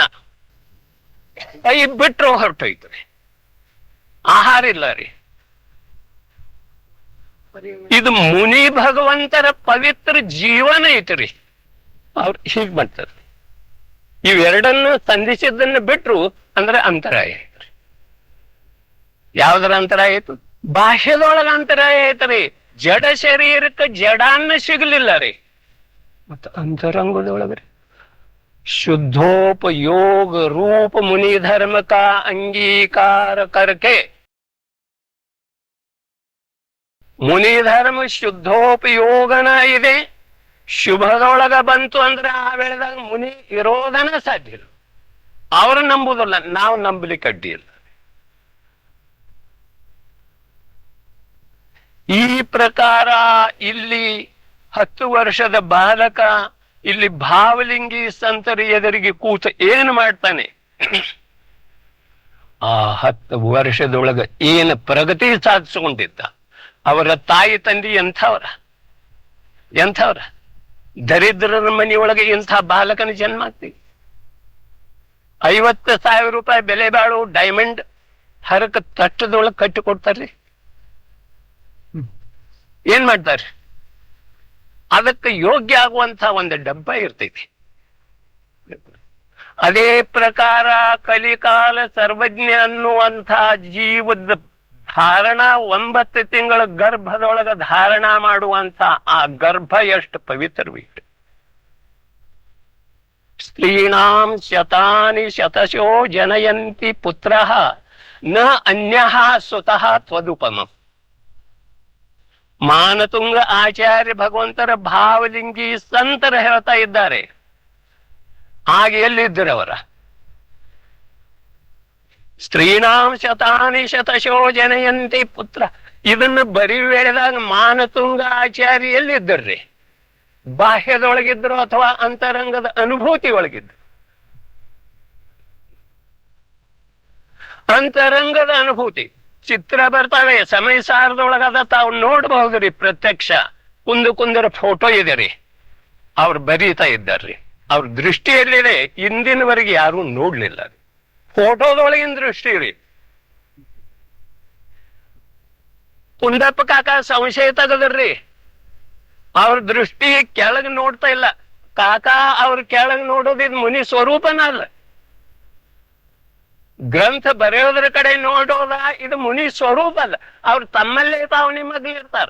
ಸ್ವಶಕ್ತಿ ಸಂಸೂಚಿತ ವಸ್ತು ತತ್ವೈರ್ ವ್ಯಾಖ್ಯಾಕೃತ ಏಂ ಸಮಯಸ್ಯ ಶಬ್ದ ಸ್ವರೂಪ ಗುಪ್ತಶ್ಯ ನ ಕಿಂಚಿತ್ ಅಸ್ತಿ ಕರ್ತವ್ಯಂ. ಕಿಂಚಿತ್ ಸ್ವಲ್ಪ ಕೂಡ ನನ್ನ ಕರ್ತವ್ಯ ಇಲ್ಲ ಗ್ರಂಥ ಲಿಖನ. ಈಗಲೂ ಕೂಡ ಹೋಗಿ ನೋಡ್ರಿ, ಇಲ್ಲಿ ಹೋಗಿ ನೋಡ್ರಿ, ಗ್ರಂಥದೊಳಗ ದೃಷ್ಟಿ ಹೀಗಿದೆ ರೀ, ಬರೀತಾರೆ ಇಲ್ಲಿ. ಜೈನ್ ದರ್ಶನ ಏನ್ ಹೇಳ್ತಿದ್ರಿ? ಈ ಬಾಹ್ಯ ಪವಿತ್ರತ ಜೈನ್ ದರ್ಶನ್ ತ್ರಿಲೋಕ ಪೂಜ್ಯತೆ, ಆದ್ರೆ ಅದರ ವ್ಯವಹಾರ ಕೂಡ ಅತ್ಯಂತ ಪರಂ ಪವಿತ್ರ ಐತಿ. ಹೀಗೆ ಮಾಡಿ ನಾವು ಕುಂದರ ಫೋಟೋ ಹಾಕಿದೀವು ಅಂದ್ರೆ ಮಹಾನ್ ಮಿಥ್ಯಾತ್ವದ ಪೋಷಣೆ ಆಗುವುದಿಲ್ಲ. ಅದರ ಸಲುವಾಗಿ ಜೈನ್ ದರ್ಶನದೊಳಗೆ ಲೇಖನಿ ಎತ್ತಬೇಕಾದ್ರೆ, ಜೈನ್ ದರ್ಶನದೊಳಗೆ ಪಾದ ಎತ್ತಿ ಇಡಬೇಕಾದ್ರೆ, ಜೈನ್ ದರ್ಶನ ಸಲುವಾಗಿ ನಾಲಿಗೆ ಎತ್ತಬೇಕಾದ್ರೆ ಪೂರ ಮೈಯೆಲ್ಲ ಕಣ್ಣ ಅಂದ್ರೆ ಪ್ರತಿಯೊಂದು ರಕ್ತದ ಕಣಗಳ. ಇದಂತೂ ಸ್ಮಶಾನದ ವಸ್ತು ಇದೆ. ಇದರ ರೂಪ ಮಹಿಮೆಯನ್ನು ವರ್ಣನೆ ಮಾಡ್ತೀವಿ, ಬಾಹ್ಯ ಆಸ್ತಿಯ ವರ್ಣನೆ ಮಾಡ್ತೀವ್ರಿ. ಆದ್ರೆ ನಮಗ್ ಹೋಗೋದಿದ್ದೀವಿ, ಇದರದ ಪರಿಚಯ ಯಾರಿಗೂ ಇಲ್ಲ. ನಮಗೆ ಎಲ್ಲಿಗೆ ಹೋಗ್ಬೇಕಾಗಿದೆ? ಇಂಥ ಪವಿತ್ರವಾದಂಥ ಸ್ಥಾನದೊಳಗೆ ಬಂದು ಕೂಡ ನಾವು ಅಂತರಂಗದ ಕಡೆ ನಮ್ದು ಉನ್ಮುಖ ದೃಷ್ಟಿ ಆಗ್ಲಿಲ್ಲ ಅಂದ್ರೆ ನಾವು ಎಲ್ಲಿ ಹೋಗ್ಬೇಕು? 10 ವರ್ಷದ ಬಾಲಕನಿಂದ ನಾವು ಈ ಹೊತ್ತ ಯಾವ ಪಾಠವನ್ನ ಕಲಿಬೇಕಾಗಿದೆ, ಯಾವ ಪಾಠವನ್ನ ಕಲಿತಾ ಇದ್ದೇವೆ. ಇಲ್ಲಿ ನೆಲ ಜಲ ಎಲ್ಲ ಪವಿತ್ರ ಇದೆ ಅಂತ ಹೇಳಿದ ಕೂಡಲೇ ಮಣ್ಣು ತಗೊಂಡು ಹೋದ್ರೆ ನಾವು ಪವಿತ್ರ ಆಗುದುಂಟ್ರಿ. ಆದ್ರೆ ಮಣ್ಣಿನಿಂದನೇ ನಿರ್ಮಾಣಗೊಂಡಂತ ಈ ಶರೀರ ರೂಪದ ಉದ್ಗಲ ಪಿಂಡದೊಳಗ ಯಾವ ಚೈತನ್ಯಾತ್ಮ ಎಷ್ಟು ಪವಿತ್ರ ಇದ್ದಾನೋ ಆ ಪಾವಿತ್ರ್ಯವನ್ನ ಇಲ್ಲಿಯ ಪರಮಾಣುದಿಂದ ನಾವು ಪವಿತ್ರ ಮಾಡ್ಕೊಡ್ಬೇಕು. ಕುಂದರು ಇಲ್ಲ ಅಂತ ಹೇಳಿ ಯಾರು ಚೋಕ್ ಪಡ್ಬೇಕಾಗಿಲ್ಲ. ಕುಂದರ ವಾಣಿ ಉದ್ಘೋಷ ಆಗ್ತಾ ಇದೆ. ಒಂದಿತ್ತು ಸೌವಾಸಿ ಇರುತ್ತೆ, ಒಂದಿತ್ತು ಸೌವಾಸಿ ಇರುತ್ತೆ. ಆ ಪ್ರಕಾರ ಇಲ್ಲಿ ಕುಂದು ಬಾಲಕ ಕುಂದ ಈ ಪರಿಸರದೊಳಗ ತನ್ನ ಜೀವನವನ್ನ ಬೆಳೆಸ್ಕೊಂಡ, ಈ ಪರಿಸರದೊಳಗ ತನ್ನ ಆತ್ಮನ ಉನ್ನತಿಯನ್ನ ಮಾಡಿಕೊಂಡ. ಯಾವ ಪರಿಸರದೊಳಗ ತನ್ನ ಜೀವನವನ್ನ ಅಂತರ್ಬಾಹ್ಯ ರೂಪದಿಂದ ಪರಿಶುದ್ಧ ಮಾಡ್ಕೊಂಡಿದ್ದಾನೋ ಅಂಥ ಪವಿತ್ರವಾದಂಥ ಸ್ಥಾನದೊಳಗ ಈ ಹೊತ್ತು ನಾವು ಸೇರಿದೀವಿ. ಇಲ್ಲರಿ ಈ ಹೊತ್ತು ಸೇರಿದೀವಿ. ನಮ್ದು ದೃಷ್ಟಿ ಯಾವ ಕಡೆ ಇರಬೇಕು? ಆ 10 ವರ್ಷ ಬಾಲಕನ ದೃಷ್ಟಿ ಯಾವ ಕಡೆ ಇತ್ತು? ಇದನ್ನ ನಾವ ವಿಚಾರಪೂರ್ವಕವಾಗಿ ಚಿಂತನೆ ಮಾಡಿ ಮನನ ಮಾಡಿ ನಮ್ಮ ಅಂತರಂಗದೊಳಗ ಅಲ್ಪ ಸ್ವಲ್ಪ ಭಾವವನ್ನ ಧಾರಣ ಮಾಡುವ ಪ್ರವೃತ್ತಿ ನಮ್ಮ ಮನುಷ್ಯನೊಳಗೆ ಬಂದ್ರೆ ನಾವು ಧನ್ಯರಾಗ್ತೀವಿ. ನಿಜವಾಗಿ ಯಾವ ಆಸ್ತಿ ಇಲ್ಲಿ ನಿಲ್ಲಿಲ್ಲ. 32 ಕೋಟಿ ಆಸ್ತಿರಿಯೊಂದಿಗೆ 2000 ವರ್ಷದ ಹಿಂದರೆ ಕುಂದರ ತಂದೆ ಶ್ರೀಮಂತಿಕೆ 32 ಕೋಟಿ ರೀ. ಇಂದಿನ ಬೆಲೆ ಅಲ್ಲ. ಆ ವೈಭವ ಎಂತಲ್ಲ, ಅದಕ್ಕೆ ಎಷ್ಟು ಮುಗ್ಧರಾದ್ರು. ಈಗ 50 ವರ್ಷದ ಹಿಂದಿನ ದುಡ್ಡಿನ ಬೆಲೆ, ಈ ಹೊತ್ತಿನ ದುಡ್ಡಿನ ಬೆಲೆ ಎಷ್ಟು ವ್ಯತ್ಯಾಸ ಇದೆ? ಹಾಗಾದ್ರೆ 2000 ವರ್ಷದ ಹಿಂದಿನ ದುಡ್ಡದ ಬೆಲೆ ಎಷ್ಟು? ಈ ಮಾತನ್ನ ನಾವು ಒಂದ್ ಸ್ವಲ್ಪ ಗಮನಕ್ಕೆ ತರಬೇಕು. 1000 ವರ್ಷದ ಹಿಂದಿನ ಇತಿಹಾಸ ಹೇಳ್ತಿದೆ, ಒಂದು ದುಡ್ಡಿಗೆ 2 ಎತ್ತು ಸಿಗ್ತಿದ್ದು ಅಂತಾರೆ. ಇತಿಹಾಸ ಹೇಳ್ತಿದ್ದಾರೆ, ಓದಿದವ್ರಿಗೆ ಗೊತ್ತೈತ್ರಿ. ಒಂದು ದುಡ್ಡಿಗೆ 2 ಎತ್ತು ರೀ. 2000 ವರ್ಷದ ಹಿಂದೆ 32 ಕೋಟಿ ಆಸ್ತಿದ ಅಧಿಪತಿ, ದಕ್ಷಿಣ ಭಾರತಕನ ಪ್ರಖ್ಯಾತ ಶ್ರೇಷ್ಠಿ, ಅವರ ಏಕೈಕ ಕುಮಾರ ಬಿಟ್ಟುಕೊಟ್ರೆ ಹಾಗಾದ್ರೆ ಬೆಳೆಸಿದ್ರೆ ಹೇಗ? ಆ ಆಸ್ತಿದ ಚಿಂತೆ ಮಾಡ್ರೇನ್ರಿ? ದತ್ತಪುತ್ರನನ್ನು ತಗೊಂಡ್ರೇನ್ರಿ? ಇಲ್ಲಿ ಮಹಿಮಾ ಕುಂದು ಬಾಲಕಂದಿದೀವಿ ಅಥವಾ ಕುಂದರ್ದಿದ್ದೀವಿ? ನಾವೇನ್ ಮಾಡ್ತಾ ಇದ್ದೀವಿ? ಮಕ್ಕಳ ಮದುವೆ ಮಾಡ್ರೆ ನನ್ನ ಕರ್ತವ್ಯ ಮುಗಿತು. ಇಂದಿನ ತನಕ ಯಾರ ಮಕ್ಕಳ ಮದುವೆ ಮಾಡ್ಲೇ ಇಲ್ಲ ರೀ. ಮಾಡೋದಿದ್ರೆ ಹೊತ್ತ ಮಾಡಿದ್ರಿ. ಯಾರನ್ನ ಯಾರು ಬೆಳೆಸಿದೇವ್ರಿ? 25 ವರ್ಷ ಮಗ ಆದ ನಂತರ 25 ವರ್ಷ ಹಗಲಿ ರಾತ್ರಿ ಕೂಡಿ ಕಳೆದ ನಂತರ ನಾವು 25 ವರ್ಷದವ ಆಗ್ತಾನ್ರಿ. ತಾಯಿ ತಂದೆ ಉಣಿಸೋದ್ರಿಂದ ತಿನ್ನಿಸೋದ್ರಿಂದ ಆಗುದಿಲ್ರಿ. ಈ ಮಾತನ್ನ ಇಲ್ಲಿ ಬಾಲಕ ಕುಂದರ ಸಾನ್ನಿಧ್ಯದೊಳಗ ಅವರ ತುಳಿದಂಥ ನೆಲ, ಅವರ ಕುಡಿದಂಥ ಜಲ, ಅವರ ಸೇವಿಸಿದಂಥ ವಾಯು ಇಂದು ಭಲೆ ಬೇಕಾದಷ್ಟು ಮಲಿನಾಗಿ ಹೋಗ್ಲಿ, ಆದ್ರೂ ಅಂಶ ಅದೇ ಇದೀರಿ. ಸಂವೇದಗಿರಿಯಿಂದ ಬೇಕಾದಷ್ಟು ಭ್ರಷ್ಟ ಆಗಿ ಹೋಗಿದ್ರಿ, ಬೇಕಾದಷ್ಟು ಭ್ರಷ್ಟ. ನಾವು ಮೊದಲ 50ನೇ ಇಸ್ವಿ ಒಳಗೆ ಹೋದಾಗ ಅಲ್ಲಿ ಮೂತ್ರ ವಿಸರ್ಜನೆ ಮಾಡ್ಲಿಕ್ಕೆ ನಿಷೇಧ ಇತ್ರಿ. ಸಂವೇದಕ ಶಿಖರ್ಜಿ ದರ್ಶನ ಮಾಡ್ಕೊಂಡು ಬಂದ ನಂತರ, ಮಧುವನಕ್ಕೆ ಬಂದ ನಂತರನ ಮೂತ್ರ ವಿಸರ್ಜನೆ. ಉಗುಳು ಮಾತಂತೂ ಸ್ವಪ್ನದೊಳಗೆ ತರ್ದಿರ್ಲಿಲ್ರಿ ಅಂದಿನ ಜನ. ಕಾಲೊಳಗ ಹಾಕೊಂಡು ಬೆಟ್ಟ ಹತ್ತೋದಂತೂ ಇಲ್ಲವೇ ಇಲ್ಲ. ನಾನು 16-17 ವರ್ಷದೊಳಗ ಈ ಪ್ರಕಾರ ಮೊದಲನೇ ದರ್ಶನ ಮಾಡಿದ್ದೇನೆ 51ರೊಳಗೆ. ಆ ಪಾವಿತ್ರತೆ ಇಂದು ಎಷ್ಟು ಉಳಿದಿದ್ರಿ? 50 ವರ್ಷ. ಹಾಗೆ ಇಲ್ಲಿ ಕುಂದ ಆಚಾರ್ಯ ಭಗವಂತ, ಆದ್ರೆ ಮೇಲೆಲ್ಲ ಮಲಿನತ ಆಗಿದ್ರಿ. ಶಿಖರಜಿ ಮೇಲೆ ಮಲಿನತ, ಶಿಖರಜಿ ಆಂತರ್ಯದೊಳಗೆ ಯಾವ ಮಲಿನತ ಬರಲಿಲ್ಲ. ಹಾಗೆ ಇಲ್ಲಿ ಕೂಡ ನೆಲ ಜಲ ಮೇಲಿನಾಗಿದೆ. ಆದ್ರೆ ಕುಂದರ ಪಾದ ಸ್ಪರ್ಶ ಮಾಡಿದಂತಹ ಯಾವ ಪವಿತ್ರ ಪರಮಾಣು ಇದೆಯೋ ಆ ಪವಿತ್ರ ಪರಮಾಣು ನಮ್ಮಷ್ಟ ಅದಕ್ಕೆ ಕೆಟ್ಟು ಹೋಗಿಲ್ಲ ರೀ, ಕೆಡೋ ಸಾಧ್ಯನೂ ಇಲ್ರಿ. ಪರಮಾಣು ಯಾವಾಗ ಕೆಡ್ತಿದ್ರೆ ಒಂದು ಪರಮಾಣು ಇನ್ನೊಂದು ಪರಮಾಣುದ ಸ್ಪರ್ಶ ಮಾಡೋದಲ್ಲ, ಪೃಥಕ್ ಇರ್ತಿದ್ರಿ.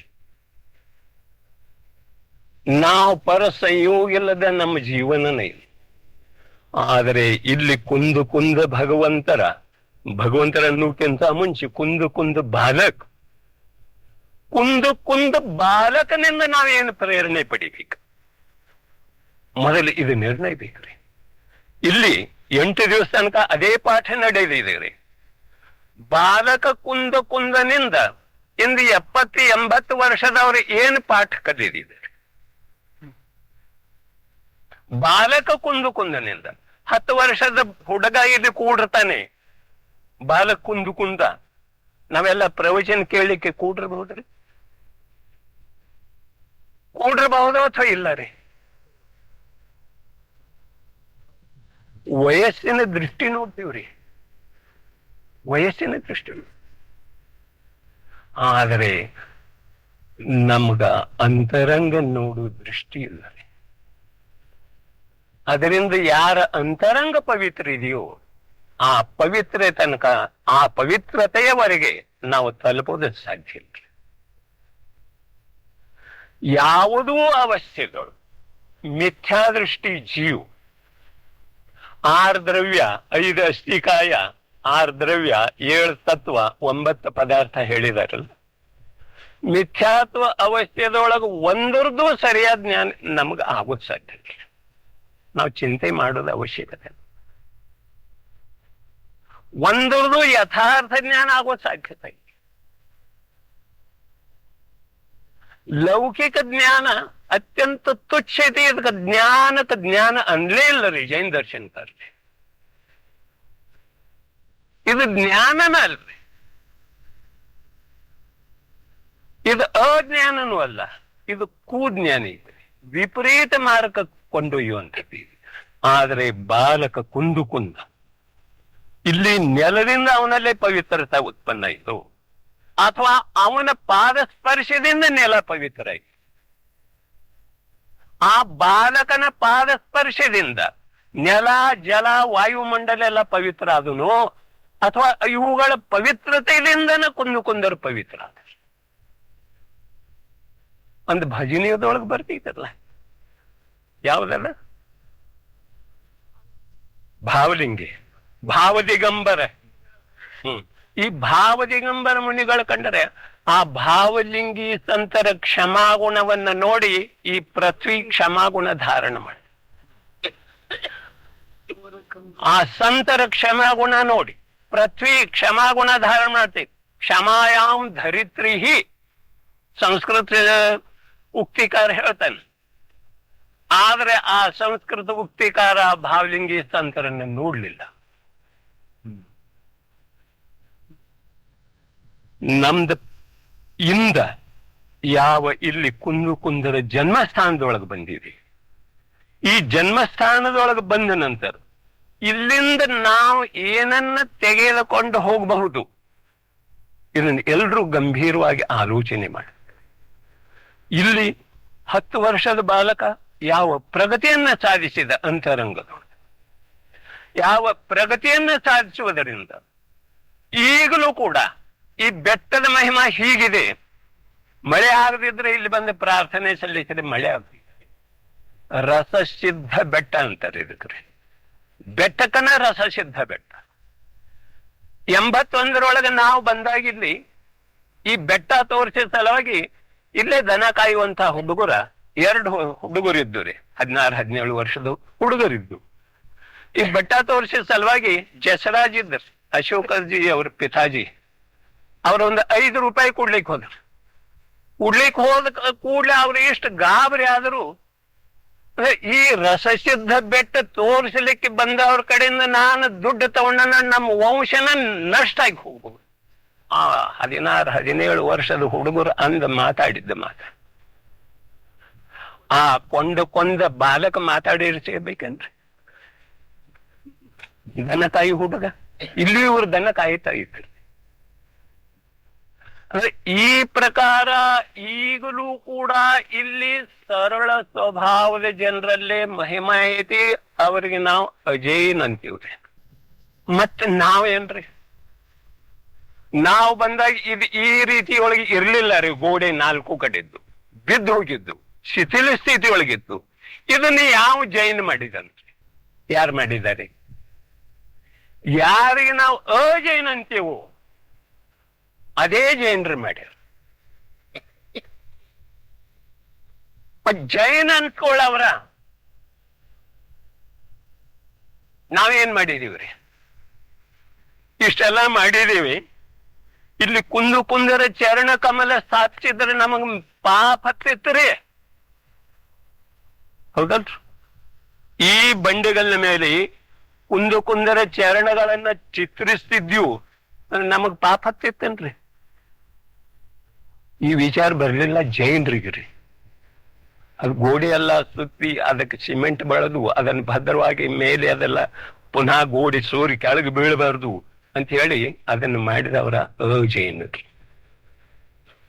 ಮತ್ತೆ ಇಷ್ಟೆಲ್ಲ ಮಾಡಿ ಇದೆಲ್ಲ ಮಾಡಿದೆವು ನಾವು. ಮತ್ತೆ ಇಲ್ಲಿ ಕುಂದರ ಚರಣ ಕಮಲ ಸ್ಥಾಪನ ಮಾಡ್ಲಿಲ್ಲ ನಾವು. ಈ ಜೈನತ್ವದ ಸಂಕೇತ ಏನ್ರಿ ನಮಗ್? ಏನಿದೆ ಇದು? ಕುಂದರ महिमद मातेंद्र। अशोक साहब आप बताइए, बेंगलोर में शिविर कितने दिन से चल रहा है? कुंद का महिमा कौन नहीं सुना? तो भी ऐसे क्यों? ವಿಚಾರ ಮಾಡೋ ಮಾತಿದೆ. ನಮ್ಮಲ್ಲಿ ಜೈನತ್ವ ಜೀವಂತವಾಗಿ ಎಷ್ಟು ಉಳಿದಿದೆ, ಅವರಲ್ಲೇ ಎಷ್ಟಿದೆ. ಅವರು ಯಾವುದೇ ದೃಷ್ಟಿಯಿಂದ ಭಜಿಸಲಿ, ಆದರೆ ಅವರಲ್ಲಿ ಸರಳತನ ಇದೆ. ಅವರಲ್ಲಿ ಇದರಿಂದ ನಮಗ್ ಕಲ್ಯಾಣ ಆಗ್ತಿದೆ ಅಂತ ಹೇಳಿ ಭಜಿಸಿದೆ, ಆದ್ರೂ ಕೂಡ ಅವರಲ್ಲಿ ಸರಳತನ ಇದೆ. ಅವರ ಐಹಿಕ ಸುಖ ಸಲುವಾಗಿ ಭಜಿಸಲಿ, ಆದ್ರೂ ಕೂಡ ಅವರಲ್ಲಿ. ನಾವು ಐಹಿಕ ಸುಖದ ಸಲುವಾಗಿ ಇಂದ ನಾವು ವೀತರಾಗ ಭಗವಂತನ ಭಜಿಸ್ತೇವೇನ್ರಿ? ಆದ್ರೆ ಯಾರನ್ನ ಭಜಿಸ್ತೇವ್ರಿ? ಯಾರ ಸರಾಗದಾರೋ ಅವ್ರನ್ನ ಭಜಿಸ್ತೇವೆ. ನಾವು ಶ್ರೇಷ್ಠ, ಅವ್ರ ಶ್ರೇಷ್ಠ. ಇಲ್ಲಿ ಸರಾಗ ದೇವಿ ಇಲ್ಲಿದೆ. ಯಾರ್ದು ಸಾಮರ್ಥ್ಯ ಇದೆ ಅಂತ ಇರೋದ ಯೋಚನೆ ಮಾಡ್ಬೇಕ್ರಿ ನಾವು. ಅಂದ್ರೆ ಕುಂದು 10 ವರ್ಷದ ಬಾಲಕನ ಮಹಿಮಾ ಇಂದಲೂ ಜೀವಂತ ಜೀವಿತಿಯಾಗಿ ಎಷ್ಟು. ಈ ಶಿಬಿರ್ಕ್ಕಿಂತ ಮುಂಚೆ ಈಗ 1-2 ತಿಂಗಳಾಗಿರ್ಬಹುದು, ಪ್ರಕಾಶಣ್ಣ, ಪಚ್ಚಣ್ಣ ಮತ್ತು ಪದ್ಮಪ್ರಭು 3 ಬಂದಿದ್ದರಿ. ಮಳೆ ಇರ್ಲಿಲ್ಲ. ಇವ್ರು ಬರೋಕ್ಕಿಂತ 2 ದಿವಸ ಅಥವಾ 3 ದಿವಸ ಮುಂಚಿತ ಇಲ್ಲಿ ಜನ ಎಲ್ಲ ಬಂದು ಉತ್ಸವ ಮಾಡಿ ಮಳೆ ಪ್ರಾರ್ಥನೆ ಮಾಡ್ರು. ಆ ಜನ ಇಲ್ಲಿ ಇರತನ ಮಳೆ ಸುರಿದೈತಿ. ಇದು ಕಥೆ, ಕಾಲ್ಪನಿಕ ಕಥೆ ಅಲ್ಲ. ಮೊನ್ನೆ ಈಗ ಎಷ್ಟು ತಿಂಗಳೈತ್ರಿ? 3 ತಿಂಗಳು. 3 ತಿಂಗಳದ ಒಳಗಾಗಿ ಸಂಭವಿಸಿದ ಘಟನೆ ಇದು. ನಮಗೆ ಶ್ರದ್ಧೆ ಇದೇನ್ರಿ? ನಮ್ದು ಕಲ್ಯಾಣ ಹೇಗಾಗ್ತದೆ? ನಮ್ಮಲ್ಲಿ ಎಷ್ಟು ಶ್ರದ್ಧೆ ಇದೆಯೋ ಆ ಶ್ರದ್ಧೆಗೆ ಅನುಗುಣವಾಗಿ ನಮಗ ಬಾಹ್ಯದೊಳಗ ಅನುಕೂಲ ಅಥವಾ ಪ್ರತಿಕೂಲ ಸಿಗ್ತವೆ.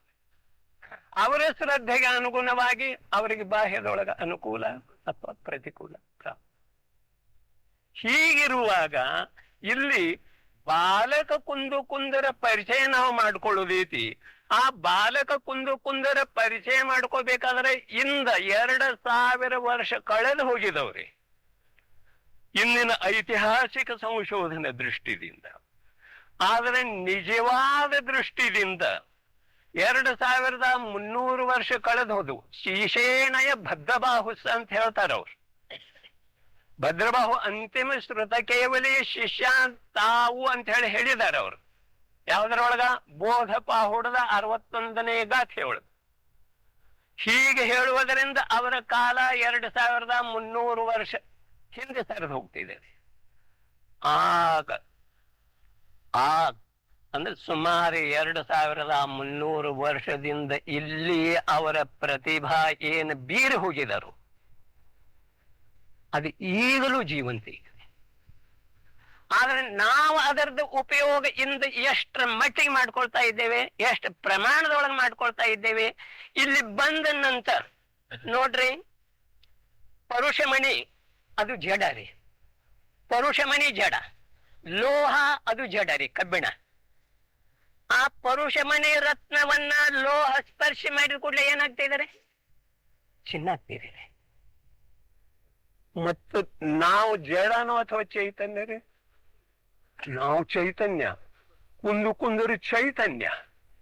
ಚೈತನ್ಯವನ್ನ ಚೈತನ್ಯ ಸ್ಪರ್ಶ ಮಾಡ್ರಿ ಏನಾಗ್ಬೇಕ್ರಿ? ಪರ್ಯಾಯದೊಳಗ ಪರಮ ಪವಿತ್ರತೆ ಪ್ರಗಟ ಆಗೋದು ಅನಿವಾರ್ಯ ಐತ್ರಿ. ಆದ್ರೆ ನಮ್ಮ ಪರ್ಯಾಯದೊಳಗ ಪಾವಿತ್ರತೆ ಆಂಶಿಕವಾಗಿ ಒಂದು ಸಮಯ ಕೂಡ ಪ್ರಗಟ ಆಗ್ತಾ ಇಲ್ಲ. ಇದು ಕಾಲದೋಷ ಏನ್ರಿ? ಏನಿದೆ ಇಲ್ಲಿ ಬಂದನೂ ಕೂಡ ಕುಂದ ಬಾಲಕನಿಂದ ನಾವು ಪ್ರೋತ್ಸಾಹಿತ ಆಗಿ ಹೋಗ್ಲಿಲ್ಲ, ಅವರಿಂದ ನಾವು ಪ್ರೇರಿತ ಆಗಿ ಹೋಗ್ಲಿಲ್ಲ. ಅವರಲ್ಲಿ ಇರುವಂತ ಕರೋಡೋ ಗುಣಗಳಲ್ಲಿ ಒಂದು ಅಂಶ, ಒಂದು ಗುಣದ ಒಂದು ಅಂಶ ನಾವು ಸ್ವೀಕಾರ ಮಾಡದೆ ಹೋದ್ರೆ ನಮ್ಮ ಜೀವನಕ್ಕ ಯಾವ ಬೆಲೆ ಬರೋ ಸಾಧ್ಯತೆ? ಇದನ್ನು ಯೋಚನೆ ಮಾಡುದು. ಇದು ನಾಟಕ ಅಲ್ಲ ರೀ, ಭಾಗವತ ಕಥೆ ಅಲ್ಲ, ಭಗವತ್ ಕಥೆ ಇದ್ರಿ. ಈ ಭಗವತ್ ಕಥೆ ಒಳಗ ನೋಡ್ರಿ, ಇವು 2 ಗ್ರಂಥದೊಳಗೆ ಯಾವ್ದ್ರೊಳಗಡೆ ಬರ್ತೈತಿ, ಯಾವ ಪ್ರಕಾರ ಹೇಳುವ ಭಾವಪೂರ್ವಕ ಹೇಳ್ತಾ ಇರ್ತಾನೆ, ಅದೇ ಪ್ರಕಾರ ಕೇಳುವವರು ಕೂಡ ಭಾವಪೂರ್ವಕ ಕೇಳಿದ್ರಣ ಅಲ್ಲಿ ಪ್ರಯೋಜನದ ಸಿದ್ಧಿ ಆಗುದೈತ್ರಿ. ಇಲ್ಲಿ ಬಿರು ಬಿಸಿಲಿನೊಳಗ ಬರೆ ಮೈಯಿಂದ ಬರೆ ಬಂಡೆಗಲ್ಲ ಮೇಲೆ ಕೂತಿರ್ತಾರೆ ಮುನಿ ಭಗವಂತರ. ಎದುರಿಗೆ 4-6 ಜನ ಪಾತ್ರ ಶಿಷ್ಯರು ಬಂದಿರ್ತಾರೆ. ಭಾವಲಿಂಗಿ ಸಂತರ ಎದುರಿಗೆ ಭಾವಲಿಂಗವನ್ನ ಆಂಶಿಕವಾಗಿ ಧಾರಣ ಮಾಡಿದಂಥ 4 ಜನ, ಅವ್ರಿಗೆ ನಾವು ಶ್ರಾವಕರು ಅನ್ಬಹುದು. ಅವರು ಬಂದು ಕೂತಿರ್ತಾರ್ರಿ. ಅವ್ರ ಸೂರ್ಯನ ಕಿರಣಕ್ಕೆ ಹೀಗೆ ಮಾಡ್ತಾರ್ರಿ, ಕೇಳುವವ್ರಿ, ಹೇಳುವವ್ರಲ್ಲ. ಅವ್ರು ಬೆಂಕಿ ಮೇಲೆ ಕೂತಿದಾರ್ರಿ, ಮೇಲೆ ಅಗ್ನಿ ವೃಷ್ಟಿ ಆಗ್ತಾ ಇದೆ ಮಸ್ತಕದ ಮೇಲೆ. ಅವ್ರು ಹೇಳ್ತಾ ಇರುವಾಗ ಕೇಳುವವ್ರು ಎಂಥವ್ರು ಇರ್ತಾರ್ರಿ? ಪಾತ್ರ ಶಿಷ್ಯ, ನಾಮಧಾರಿ ಶಿಷ್ಯದ್ರ ಕೆಲಸ. ಇಲ್ಲಿ 10 ವರ್ಷದ ಬಾಲಕನಿಂದ ನಾವು ಪಾಠ ಏನನ್ನ ಕಲಿಬೇಕಾಗಿದೆ ಈ ಪವಿತ್ರ ಸ್ಥಾನದೊಳಗೆ? ಅಲ್ಲ, ಶಿಬಿರ ನಡೀತಾ ಇದೆ, ಆ ಸ್ಥಾನ ಅಪವಿತ್ರ ಇದೆ ಏನ್ರಿ? ಈ ಪರಿಸರ, ಸಂಪೂರ್ಣ ಪರಿಸರ ಎಲ್ಲ ಪವಿತ್ರ ಐತ್ರಿ. ಸಂಪೂರ್ಣ ಪರಿಸರ ಹ್ಯಾಕ್ ಅವರೆಲ್ಲ ಅಡ್ಡಾಡಿದ ಸಂಚಾರ ಮಾಡಿ ನೋಡ್ರಿ. ಇಲ್ಲಿ ಕುಂದು ಭಗವಂತರ ಈ ಸ್ಥಾನದೊಳಗ ಅವರ ಪಾದ ಇರಿಸಿದ್ರು ಅಂಥೇಳಿ ನಿಖರವಾಗಿ ತಿಳಿದು ಬಂತು. ಅಂದ್ರೆ ಅವರ ಮಣ್ಣನ್ನು ಮಸ್ತಕದ ಮೇಲೆ ಹಾಕೊಂಡ್ರೆ ಶ್ರದ್ಧೆ ಪೂರ್ವಕ್, ಅಂತರಂಗದ ದೃಢತಾ ಪೂರ್ವಕ್ ಏನಾಗ್ತೈತಿ, ನಮ್ಮ ಮೈ ಚಿನ್ನ ಆಗ್ತೈತ್ರಿ. ಅಂದ್ರೆ ನಾವು ಹಾಕೋತೀವ್ರಿ. ಶರೀರ ಚಿನ್ನ ಆಗುದಿಲ್ರಿ, ಒಳಗಿನ ಆತ್ಮ ಚಿನ್ನ ಆಗ್ತಾ, ಇದರ ಕಡೆ ನಮ್ದು ದೃಷ್ಟಿ ಇರೋದು. ನಾವು ಬಾಹ್ಯ ಶರೀರ ಚಿನ್ನ ಮಾಡ್ಲಿಕ್ಕೆ ಈ ಪ್ರಕಾರ ಜೈನ ದರ್ಶನ ಆಂತರಿಕ ಇದೆ. ಆ ಆಂತರಿಕ ಜೈನ ದರ್ಶನವನ್ನ 3 ತಿಂಗಳ ಮಗು ಯಾವ ಪ್ರಕಾರ ಸ್ವೀಕಾರ ಮಾಡಿತ್ತು, ಅದೇ 10 ವರ್ಷ ತನಕ ಆ 3 ತಿಂಗಳು ಸ್ವೀಕಾರ ಮಾಡಿದಂತ ಮಾತನ್ನ ಅವಳಿಗೆ ಜೋಗುಣ ಹೇಳುವಂತ ಶಾಂತಲ ಮಾತೆ, ಹೆಸರು ಶಾಂತಲ. ಆ ಶಾಂತಲಾ ಮಾತೆ ಎಂಥವ್ರ ಜೋಗುಳದೊಳಗೆ ಏನ್ ಹಾಡ್ತಾ ಇದ್ರು, ಆ ಮಗುವನ್ನ ಯಾವ ರೀತಿಯಿಂದ ಬೆಳೆಸಿರು, ಮಗು ಸ್ವಯಂ ಯಾವ ರೀತಿಯಿಂದ ಬೆಳೆದ, ಬೆಳೆಸೋರು ಬೇಕಾದ ದೃಷ್ಟಿಯಿಂದ ಬೆಳೆಸ್ತಾರೆ. ನಾವು ಈ ಹೊತ್ತು ಯಾವ ದೃಷ್ಟಿದಿಂದ ಬೆಳೆಸ್ತೇವ್ರಿ? ಅಂದ್ರೆ ಇಂದು ಒಂದು ನಮಗೆ ಹೆಮ್ಮೆ ವಿಷಯ ಆಗೈತಿ, ನನ್ನ ಮಗ ಮದುವೆ ಮಾಡೋದೈತಿ, ಆದ್ರೆ ಫಾರಿನ್ ಹೋಗುವ ಸಿದ್ಧತೆ ಇದ್ದಂತ ಹುಡುಗಿ ಬೇಕು, ಅವ ಇದ್ದಾನ ಅಮೇರಿಕಾದೊಳಗೆ. ಈ ಮಾತು ಹೇಳ್ದಿದ್ರೆ ತಂದೆಗೆ ಮಹಿಮಾನೇ ಇಲ್ರಿ. ಅಂದ್ರೆ ನಾವು ಎಷ್ಟು ನಿಧರ್ಮಿ ಆಗ್ತಾ ಇದ್ದೇವೆ. ಧರ್ಮ ವಿಚಾರ ಮಾಡೋದ, ಈ ತರಹದ ಪರಂಪರೆಯೊಳಗ ಜನ್ಮ ತಾಳೋದ ಪದ್ಮನಂದಿ ಪಂಚಮಿ ಸ್ಥಿತಿ ಒಳಗೆ ಬರ್ತೈತ್ರಿ. ಜೈನ ಕುಲೋತ್ಪನ್ನ ಆಗೋದ, ಜೈನ ಧರ್ಮದೊಳಗೆ ಜನ್ಮ ತಾಳೋದ, ಜಿನವಾಣಿ ಕೇಳಕ್ ಸಿಗೋದ, ಇವೆಲ್ಲ ಮಾತು ದೂರ್ರಿ.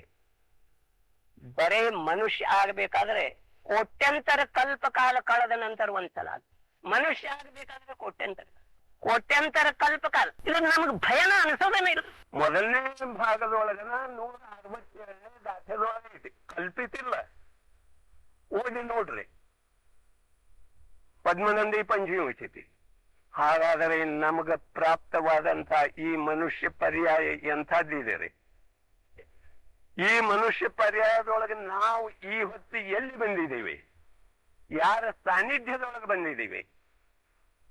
ಇಲ್ಲಿ ಕೂತ ಹೇಳುವಂತವ 10 ವರ್ಷದ ಬಾಲಕನ ಹಾಗೆ ಇಲ್ಲಿ ಕೂತವರಿಗೆ ಎಷ್ಟು ಜನರಿಗೆ ಕಂಡು ಬಂದಿದ್ದೀನ? 10 ವರ್ಷದ 2000 ವರ್ಷದ ಹಿಂದೆ ಸರದ ಇಲ್ಲಿ ಕುಂದನ ತನ್ನ ಮಾತನ್ನ ಹೇಳ್ತಾ ಇದ್ದಾನೆ ಅಂತ ಎಷ್ಟು ಜನರು ನಾವು ಕಲ್ಪನೆ ಮಾಡ್ಕೊಂಡಿದ್ದೀವ್ರಿ. ನಮ್ಮ ಅಂತರಂಗದೊಳಗೆ ಏನು ಕ್ರಾಂತಿ ಆಗ್ಬೇಕಾಗೈತಿ, ಏನ್ ಆಗ್ತಾ ಇದೆ? MB ಪಾಟೀಲ್ ಬಹಳ ಸುಂದರ ಏನ್ ಹೇಳ್ತಾ, ಸುಂದರ್ ಮಹಾಮೂರ್ಖ ಮಿಥ್ಯಾದೃಷ್ಟಿ ಅದಾನ.